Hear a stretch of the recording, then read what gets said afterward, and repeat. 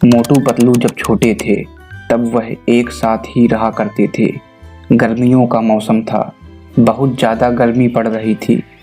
मोटू को घर के अंदर बहुत गर्मी लग रही थी। मोटू पतलू से कहता है, पतलू मुझे बहुत गर्मी लग रही है, मैं जा रहा हूँ, थोड़ा बाहर से घूम के आता हूँ। पतलू कहता है, ठीक है, पर जल्दी घर आना, रात बहुत हो गई है। मोटू शहर के बाहर चला जाता है। कुछ देर चलने के बाद मोटू थक जाता है और वह वहीं पास एक पेड़ के पास जाकर खड़ा हो जाता है। जैसे ही मोटू पेड़ को छूता है वह भूत बन जाता है।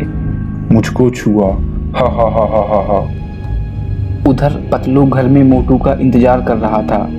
मोटू ने तो कहा था मैं घूम के जल्दी घर आ जाऊंगा, अभी तक आया नहीं, ना जाने कहाँ होगा मोटू।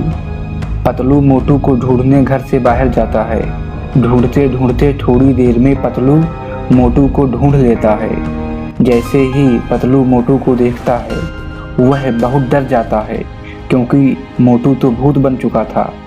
मोटू पतलू से कहता है, डरो नहीं, मैं मोटू ही हूँ। जैसे ही मैंने इस पेड़ को छुआ मैं भूत बन गया। पतलू मुझे बचा लो, मुझे भूत नहीं बनना। तभी अचानक पेड़ से डरावनी आवाज़ आती है, इस आदमी ने मुझको छुआ था, इसलिए मैंने उसको भूत बना दिया। पतलू सारी बात समझ गया। जिस पेड़ को मोटू ने छुआ था वह कोई साधारण पेड़ नहीं, जादुई पेड़ है।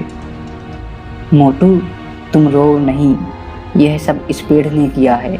पतलू पेड़ से कहता है, पेड़ जी, मोटू को दोबारा भूत से आदमी बना दीजिए, आप जो कहेंगे मैं वो करूँगा। मोटू को फिर से आदमी बना दीजिए। तभी पेड़ से आवाज़ आती है, अगर तुम मेरे सवाल का जवाब दे देते हो तो मैं मोटू को दोबारा से आदमी बना दूंगा। ऐसा कौन सा फल है जिसे समय आने पर खाया जा सकता है, पिया जा सकता है और जलाया भी जा सकता है? पतलू थोड़ी देर सोचता है और उसको जवाब आ जाता है, आपके पास 20 सेकंड हैं, आप भी अपना जवाब सोचिए।